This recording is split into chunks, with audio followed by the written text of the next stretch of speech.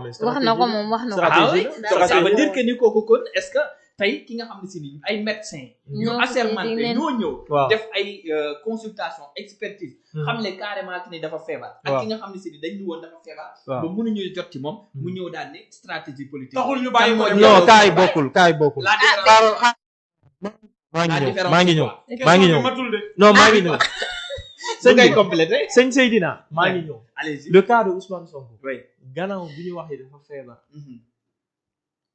am na ay analyses yu ñuy def Oui. dëggal ni effectivement dafa feebar oui ba tax ñu yóbbu ko pavillon spécial léegi stratégie bi mooy lan gis nga nit léeg-léeg di nga nekk ci ay conditions yoo xam ne da ngay xeex te xeex boobu dafa am ay dimensions oui ba pare dafa am tactique président Ousmane Sonko c'est un fin tacticien dafa xam ni moom son état de santé amul benn problème dafa def grève de la faim n'est-ce pas pour mën a am li nga xamante ne day am ci yaramam ba tax nag bu ñu defee analyse dañuy wane ni effectivement lii ak lii ak lii dal na ko moo tax ñu yóbbu ko pavillon spécial mais du tàppale parce que dégg naa ñu bëri ñu ngi wax ay waxu tàppale du tapal. non non non non non non non man mën naa xeex ci ban anam boo xamante ne mu privé sama yaram ci wàllum lekk ba tax nag ma am ay gàllankoor ci sama yaram docteur C'est bu ñëwee intentionnel donc c'est intentionnel. effectivement Ah. quand on parle de grève de la faim c'est intentionnel non le fait que da ko def pour que docteur si ko xoolee. mais ni c'est ki la dafa feebar. réalité stratégie c'est politique baa ngi une noonu. stratégie politique Mm. nous l'avons tout le temps assumé le président Ousmane Sonko l'a tout le temps assumé la grève de la faim est une stratégie politique boo xamante ne c'est intentionnel maanaam du nit mooy toog mu ne non non lekk baa ngi fi mi ngi fi bëgg naa lekk waaye mënumaa lekk moom mooy jël décision boppam mu ne man xiif naa waaye dinaa privé sama yaram ci lekk bi ngir li nga xam ne mooy sama ak yelleef ngir lii ak lii ak lii ak lii ma mën ci jot pourtant Aïda Mbodj de lu Est-ce ñu wax qu'il que a dafa fait? feebar gravement ba sëriñ bi Loolu sax moo yónnee am. na ko loolu yomb na loolu sa yomb na. grève de la faim Anna Diamanka lan la fi interview bi lan la waxoon. Mais- problème de rein. non mais ainsi de suite. attends Après qu'on soit tout- clair seen bi nen dem allez-y pour koo xamante ne dafa def grève de la faim privé yaramam ci loo xamante ne yaram daf ko soxla mooy lekk kooku en combien de jours yéen da ngeen foog ni yaramam du am ay gàllankoor bien sûr. n'est-ce pas mën na nekk. c'est ce qui s'est passé loolu moo tax mu dem tëddi foofu boo leen rappelé wu bu baax il fut un temps nit ñi ñu ngi doon wax non président Ousmane Sonko na dakkal grève de la faim boobu ngir lan parce que dafa demoon foo xamante ne wax dëgg yàlla ñun ñëpp a tiitoon parce que ñun suñu leader la ñu doon gis koo xamante ne dafa sonn ci projet bi taj lu ne fii Sénégal ngir Sénégal mën a baax ñu ne déedéet ñun bëgguñu laa ñàkk ba tax grève de la faim bi arrêté ko n'est-ce pas mais grève de la faim boobu moo ko indi gàllankoor ak feebar bi mu amoon moo tax mu tëdd fi nga xamante ne mooy pavillon spécial gannaaw bu ñu laajte ñu ne non mais neen ko bàyyi mu dem faju gannaaw bu mënee maanaam mu nekk en pleine forme mu ñëwaat wuyu si puisque moom nekkul ci logique boo xamante ne daw Sénégal fii la nekk Macky Sall tegal ko lépp li nga xamante ne bëggoon na ko fi teg mu dëkku loolu assumer taxaw jàkkaarloo ak Macky Sall donc kooku il n'avait aucune volonté de fuir mais je vous donne un exemple ci plateau bi la ñu nekk kan ci yéen moo mën a wax ni Farba Ngom joxe na garantie de représentativité boo xam ne du génne sur le territoire national bu ñu ko may LP fu mu jëm xanaa yéen fu mu non jëm non sax. c'est une question que j'ai posée mais la justice sànq yaakaar ko justice bi sax mën na jël des Ah, mesures de Mame telle Mbaye sorte que Mame Mbaye Niang Mame Mame Mbaye Niang ba muy non je génn pose une dara jotu question ko waaw d'accord dara jotu ko Madiambal waaw Madiambal Madiambal loolu c'est la Madiambal foutage dafa jaag Madiambal dafa daw namut nangu dafa nañu. daw n'est-ce pas mais moom mais bokkul gis les ngeen- contextes gis ne ngeen- sont pas les waaw, mêmes. Il ne faut d'accord. pas comparer ce qui est incomparable ñaar yooyu bokkuñu quand même. Mais, au fait il faut qu'on soit clair sur un sujet sur une thématique oui. la justice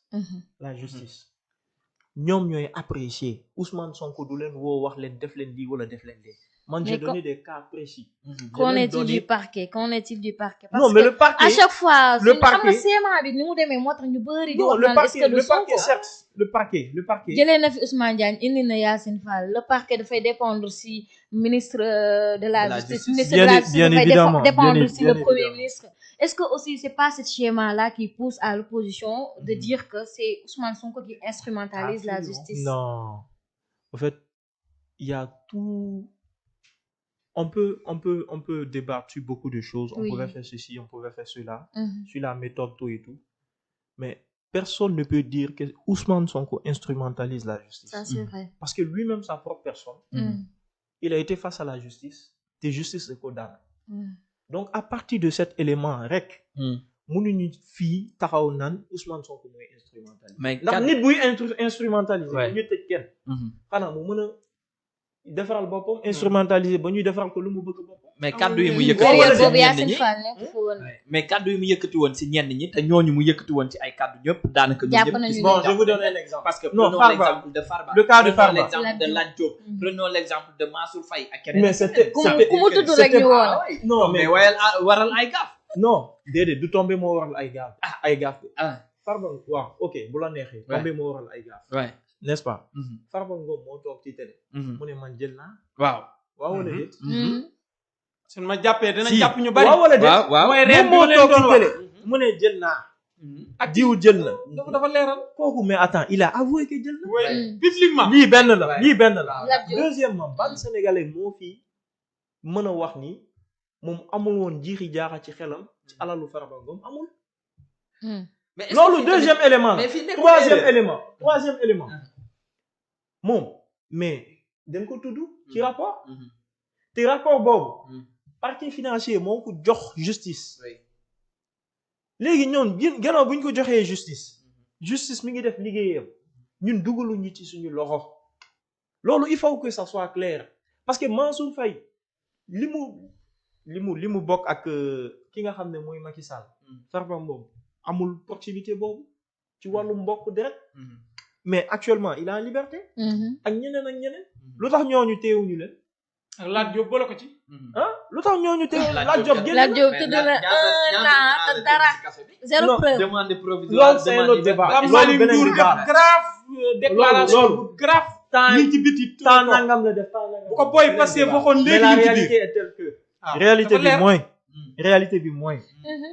Farba Ngom di ñoo am dossier bu dëgër bu leer nañ boo xamante ne justice de côté Mhm. te amul garantie de représentativité bu doy ba tax ñu mën ko may LP moo tax ba léegi il est sous les verrous de la justice Ok. c'est ça la réalité mais il faudrait pas que quiconque vienne nous faire croire que non ñu ngi jàpp Farba ngir lii wala lee parce que actuellement tout est clair Mais- bu mais- fekkoon on avait Ouais. cette volonté là ouais on n'allait même pas attendre Mm. jusqu'à ce qu'on respecte lépp li nga xam ne mooy ay droit dañ koy jàpp tëj ko kaso ba pare xool fan lañ koy ci lan lañ ko mën a teg mais respecter nañ droit am ba ci lever une immunité parlementaire am respecter lépp ba ñu toll fii donc actuellement justice mooy tranché ñun le parquet suñu position parce que parquet dépend bien évidemment de l'exécutif position bi mooy sénégalais yi seen alal coûte que coûte il faut mu dellu ci keesu état wu Sénégal Ok. loolu mooy taxawaayu parquet waaye juge yi ñooy atte ñooy apprécier Mhm.